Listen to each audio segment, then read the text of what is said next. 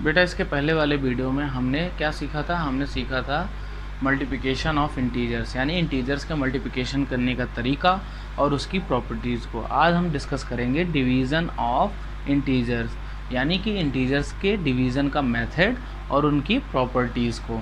तो इसके बेटा आप जैसे आपने एडिशन में सीखा कि चार रूल होते हैं, सब्ट्रैक्शन में भी 4 रूल होते हैं, मल्टीप्लिकेशन भी 4 रूल होते हैं, इसी तरीके से डिवीज़न में भी 4 रूल होते हैं। क्या होते हैं?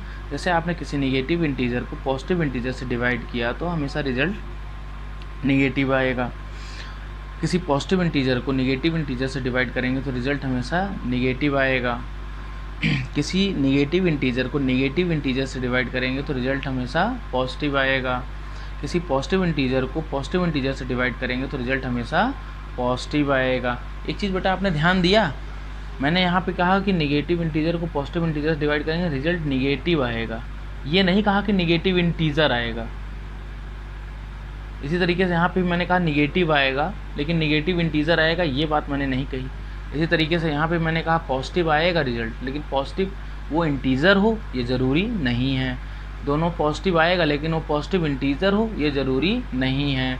इससे हम क्या सीख रहे हैं कि डिवीज़न इंटीजर में, जैसे एडिशन में क्या था कि 2 इंटीजर के एडिशन हमेशा इंटीजर होता था, सब्ट्रैक्शन में क्या था 2 इंटीजर का सब्ट्रैक्शन हमेशा इंटीजर होता था, मल्टीप्लिकेशन में क्या था कि 2 इंटीजर का मल्टीप्लिकेशन हमेशा इंटीजर होता था। लेकिन डिवीज़न में ये नहीं है कि 2 इंटीजर का डिवीज़न हमेशा इंटीजर होगा, नहीं, वो इंटीजर हो भी सकता है, इंटीजर नहीं भी हो सकता है। उसकी चर्चा हम आगे करेंगे।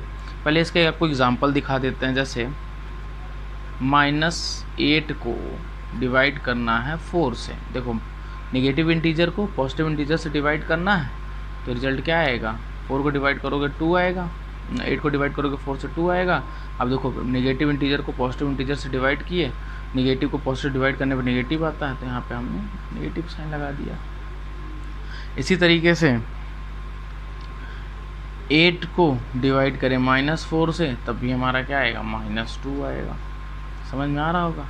-8 को डिवाइड करें -4 से, ठीक है, तो हमारा क्या आएगा? हमारा क्या आएगा?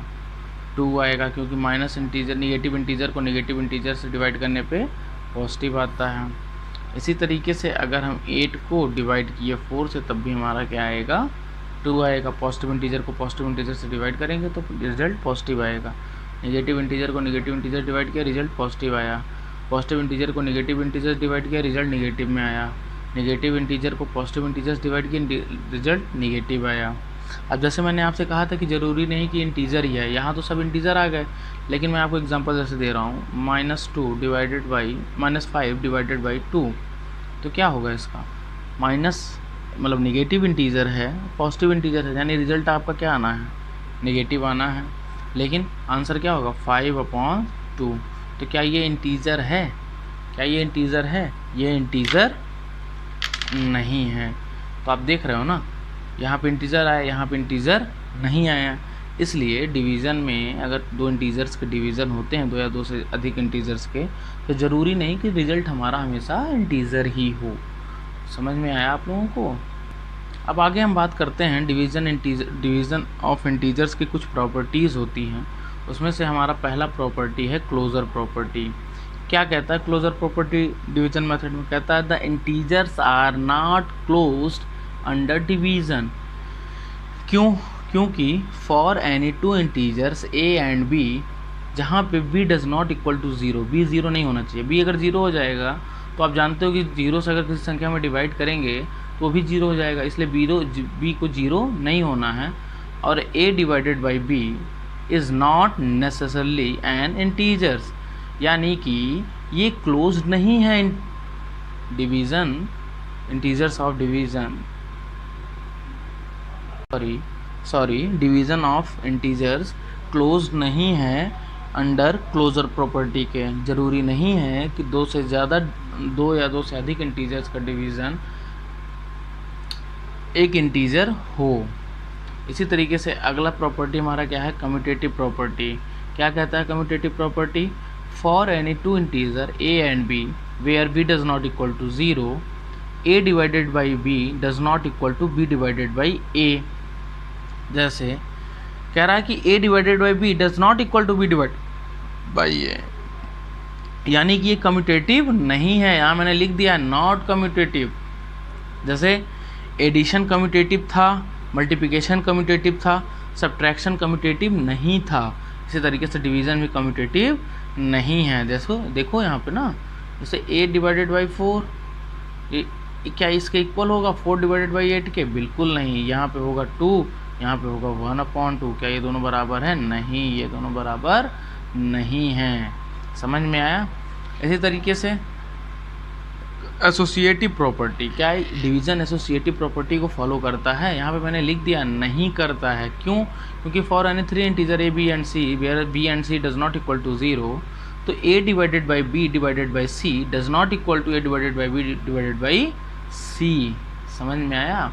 जैसे देखो 2 divided by 4 divided by 2 does not equal to होगा 2 डिवाइडेड बाई 4 डिवाइडेड बाई 2, क्योंकि देखो हम सॉल्व करके देख ले रहे हैं ना आगे।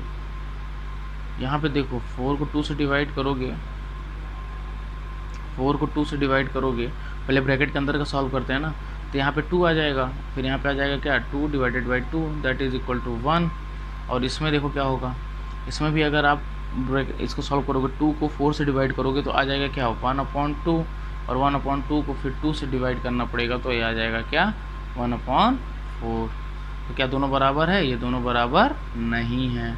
यानी कि division of integers associative property को फॉलो नहीं करती है। इसी तरीके से अगला प्रॉपर्टी है डिवीज़न ऑफ ज़ीरो। क्या कहता है कि किसी इंटीजर a को अगर हम 0 से डिवाइड करें तो हमेशा क्या आएगा? 0 आएगा, 0 इंटीजर आएगा। देखो कैसे, जैसे अगर कोई संख्या है 1 2 3 4, ठीक है ना, डिवाइडेड बाई 0, तो आंसर क्या आएगा? 0 आएगा। आई होप यह सब आप लोग जानते होंगे। किसी इंटीजर को 1 से डिवाइड करेंगे तो हमेशा वही इंटीजर आएगा। जैसे किसी भी इंटीजर को 1 से मल्टीप्लाई करते थे तो हमेशा वही इंटीजर आता था ना, इसी तरीके से किसी भी इंटीजर को 1 से डिवाइड करेंगे तो वही आएगा। देखो जैसे 24 divided by 1 that is equal to 24। लेकिन अगर -48 डिवाइडेड बाई 1 करेंगे तो आंसर क्या होगा? 48 होगा? नहीं, निगेटिव इंटीजर को पॉजिटिव इंटीजर से डिवाइड किया तो हमेशा क्या आएगा? निगेटिव आएगा। समझ में आया? तो साइन का ज़रूर ध्यान रखिएगा। तो ये रही आपकी मल्टीप्लिकेशन और डिवीज़न की प्रॉपर्टी। आई होप आप लोगों को समझ में आया होगा। इसके बाद आप लोग 1.3, 1.4 के एग्जाम्पल और एक्सरसाइज को करिए। जो क्वेश्चन ना आए वो आप हमसे पूछ सकते हैं।